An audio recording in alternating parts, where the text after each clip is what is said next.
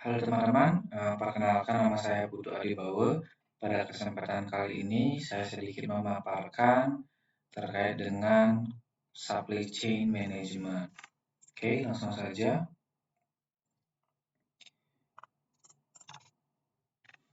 Nah, pada kesempatan kali ini saya mengambil salah satu sumber dari internet dan saya paparkan di sini menggunakan mind map. Jadi untuk link aslinya dari artikel ini saya akan cantumkan di kolom deskripsi di video ini. Oke, langsung saja.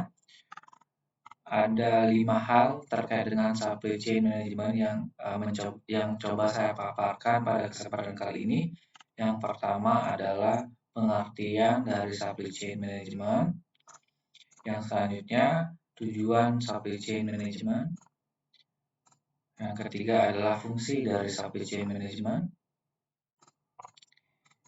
Yang keempat, proses dalam supply chain management. Dan yang kelima, yang terakhir adalah contoh dari supply chain management. Oke, langsung saja kita beranjak kepada pembahasan yang pertama.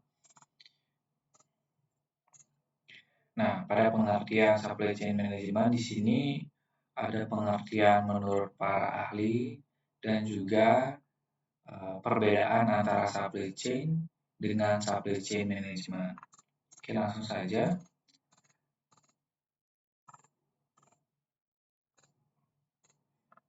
Ada 3 pengertian dari masing-masing sumber di sini. Yang pertama dari Stephenson.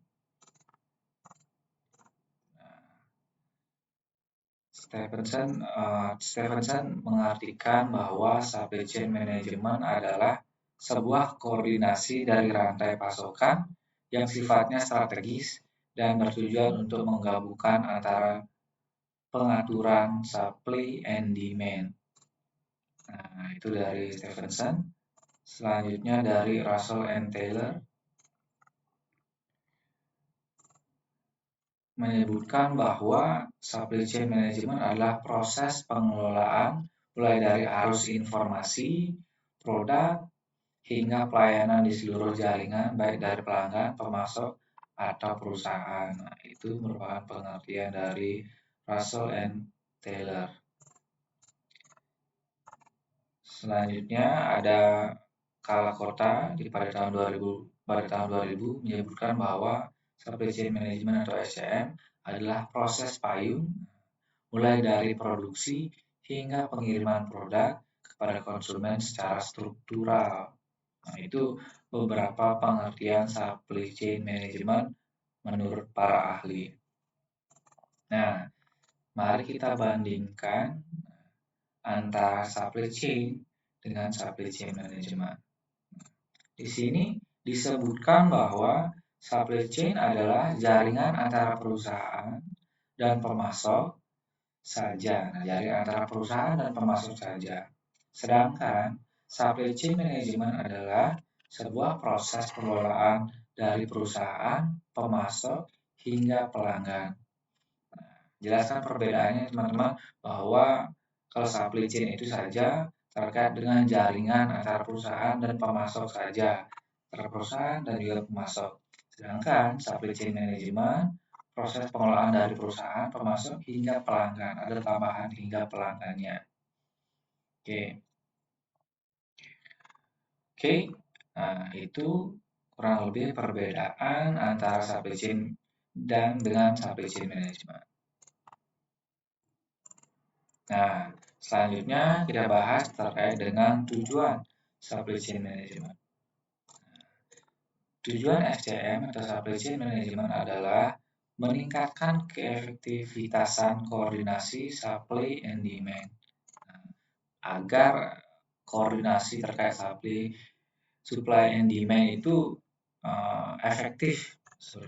Strategi tersebut nantinya mampu menangani masalah-masalah pada proses pengadaan barang, pengelolaan supplier, hubungan dengan konsumen, hingga penentuan level outsourcing. Nah, itu tujuannya sangat jelas di sini ya teman-teman disampaikan bahwa diharapkan mampu menangani masalah pada proses pengadaan barang, pengelolaan supplier, hubungan dengan konsumen hingga penentuan level outsourcing. Oke.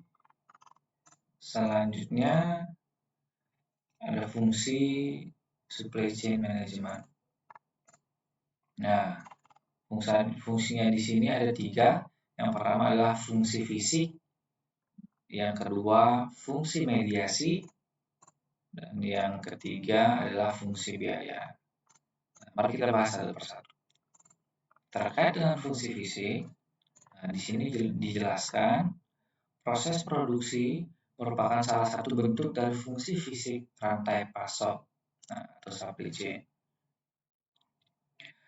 Tahapan pengubahan bahan mentah menjadi produk jadi dan biaya yang dikeluarkan selama prosesnya juga masuk dalam fungsi fisik supply chain management. Di sini disebutkan bahwa pengubahan bahan mentah menjadi produk jadi itu juga masuk dalam supply chain. Ya, yang intinya di sana adalah proses produksi. Oke, itu fungsi fisiknya. Nah, sedangkan fungsi mediasi di sini disebutkan bahwa dalam menyediakan bahan mentah, perusahaan perlu berhubungan dengan pemasok. Nah, selain itu, dalam pengiriman produknya kepada para pelanggan, perusahaan juga membutuhkan seorang distributor. Dua alasan tersebut adalah gambaran dari fungsi supply chain management bagian mediasi. Mediasi itu penghubung ya, teman-teman. Oke, itu fungsi mediasi. Yang terakhir adalah fungsi biaya. Jika sebuah perusahaan mengatur jalannya rantai pasok, biaya yang berhubungan dengan riset pasar, desain produk, dan biaya operasionalisasi lainnya juga bisa dengan mudah dipantau dan ditinjau kembali. Nah, jadi fungsi yang terakhir ini terkait dengan pembiayaan agar semua biaya yang berhubungan dengan supply chain management itu dapat dengan mudah dipantau. Yang nantinya diharapkan penggunaan biaya bisa seefisien mungkin. Oke, itu terkait dengan fungsi biaya. Nah, yang selanjutnya adalah proses dalam supply chain management. Apa saja sih proses yang ada dalam supply chain management? Nah, di sini secara garis besar ada 1, 2, 3, 4, 5 proses dalam supply chain management. Coba kita lihat terkait dengan proses yang pertama, yaitu perencanaan atau information. Di sini disebutkan bahwa menyusun sebuah perencanaan bisa membantu alur supply chain management agar lebih efisien. Proses ini berisikan kegiatan pengumpulan data, apa saja yang berkaitan dengan supply chain. Selain itu, tahap ini juga bisa dilakukan perusahaan untuk mengurangi risiko yang akan terjadi selama proses produksi hingga pengiriman produk kepada pelanggan. Di sini di tahap perencanaan ini semua itu dikumpulkan data-datanya yang berkaitan dengan supply chain management dan dirangkai sedemikian rupa yang nantinya bertujuan untuk bagaimana supply chain management itu bisa berjalan dengan efisien. Nah, itu terkait dengan proses perencanaan itu yang pertama. Oke, lanjut ke proses yang kedua. Proses yang kedua itu ada source and inventory. Di sini disebutkan bahwa strategi supply chain management adalah penjembatan antara perusahaan dan pemasok. Jadi strategi SCM ini, SCM ini merupakan jembatan antara perusahaan dan pemasok. Tentunya perusahaan ingin menghasilkan produk yang terbaik untuk pelanggan mereka. Karena itu perlu adanya tindakan seleksi pemasok atau supplier. Nah, di dalam source and inventory ini juga dilakukan seleksi terhadap pemasok. Sebuah company harus bisa memilih mana source yang kredibel atau tidak, mana sumber daya yang kredibel atau tidak. Jadi ini ditentukan di proses source and inventory, ya teman-teman. Nah, proses selanjutnya setelah melakukan perencanaan, menentukan sumber daya dan inventory, baru kita akan melaksanakan proses produksi. Nah, di sini disebutkan tidak hanya proses pengubah bahan mentah menjadi barang jadi. Komponen satu ini meliputi uji coba produk hingga pengemasan. Nah, walaupun barangnya sudah jadi, ya tetap di bagian produksi itu juga menyematkan uji coba, ya, dan juga pengemasan. Untuk meninggalkan impresi yang baik, Anda harus bisa memilih kualitas bahan mentah hingga kemasan layak untuk ditawarkan pada pelanggan. Jadi proses produksi itu dari bahannya sebelum kita produksi sampai dengan bagaimana barang itu sampai di pelanggan itu dipertimbangkan pada fase ini, pada fase produksi. Nah, selanjutnya transportasi dan pengiriman. Nah, perusahaan harus menentukan secara tepat transportasi apa yang digunakan untuk memindahkan pasokan bahan dan produk. Dalam hal ini, seorang supply chain manager harus mampu mengelola jaringan distribusi dengan baik agar prosesnya berjalan dengan lancar. Nah, itu saya kira jelas dari perencanaan, pemilihan produk inventory, pemilihan sumber daya inventory, melaksanakan produksi, kita pikirkan juga dengan transportasi dan pengirimannya bagaimana. Nah, dan yang terakhir ini juga sangat penting, yaitu pengembalian. Sebuah company harus bisa menangani komplain berupa pengembalian produk secara responsif. Sebaiknya susun perencanaan layanan tambahan bagi pelanggan yang memiliki masalah dengan produk Anda. Jadi setelah dikirimkan ke pelanggan, baiknya pada proses supply chain management ini juga dipikirkan terkait dengan retur barangnya. Bagaimana nanti proses yang dilakukan oleh pelanggan jika ingin meretur, ya juga di sini harus dipertimbangkan dengan baik. Jadi itu kelima proses dalam supply chain management. Oke. Yang selanjutnya pembahasan kita yang terakhir, kita menuju ke contoh dari supply chain management. Nah, di sini ada dua contoh penerapan supply chain management. Yang pertama dalam perusahaan jasa, pada perusahaan jasa, yang kedua dalam perusahaan barang, pada perusahaan barang atau perusahaan dagang, perusahaan jasa dan perusahaan dagang. Nah, bagaimana dalam perusahaan jasa? Di sini dijelaskan bahwa misalkan perusahaan yang Anda jalankan menawarkan jasa layanan kesehatan seperti rumah sakit swasta.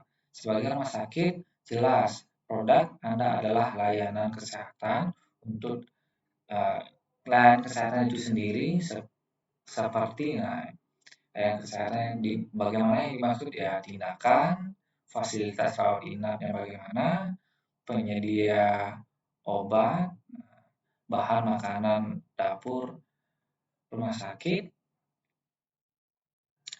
Komponen perencanaan bisa berupa bagaimana keputusan yang perusahaan ambil terkait dengan rencana penyedia segala layanan tersebut. Jadi dalam perusahaan jasa, contoh ya SCM itu atau supply chain management itu seperti itu ya, dipikirkan juga dari awal dan juga bagaimana prosesnya. Nah, itu dalam perusahaan jasa.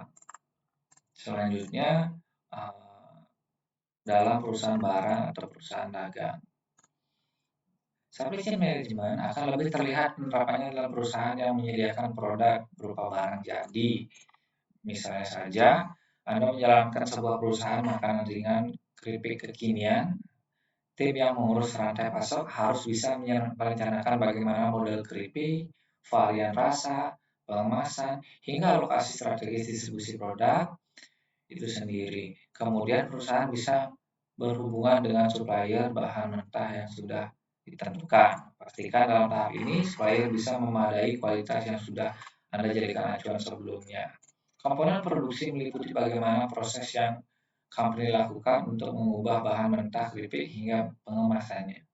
Kemudian perusahaan bisa menentukan tempat distribusi, mekanisme pengiriman, hingga kotak informasi pengumpulan barang.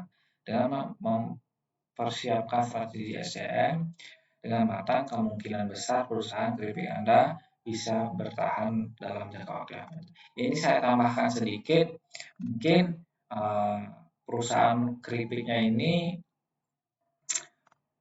menyediakan layanan call center gitu untuk menerima masukan atau saran dan juga kritik pelanggan. Dan juga jika bisa juga menambahkan jika memang keripiknya udah di luar tanggal kadaluarsa, apakah jika bisa diretur sesuai dengan perjanjian, tentunya ya bagaimana mekanisme retur tersebut. Maksudnya itu juga dibuatkan mekanismenya agar semua berjalan dengan lancar. Nah, itu saja pemaparan saya terkait dengan supply chain management. Semoga hal ini bermanfaat untuk teman-teman. Saya mohon maaf apabila ada salah penyampaian. Jika sumber yang saya sampaikan atau cara penyampaian saya keliru terkait dengan supply chain management, saya mohon bisa disampaikan atau didiskusikan di kolom komentar di bawah ini. Terima kasih.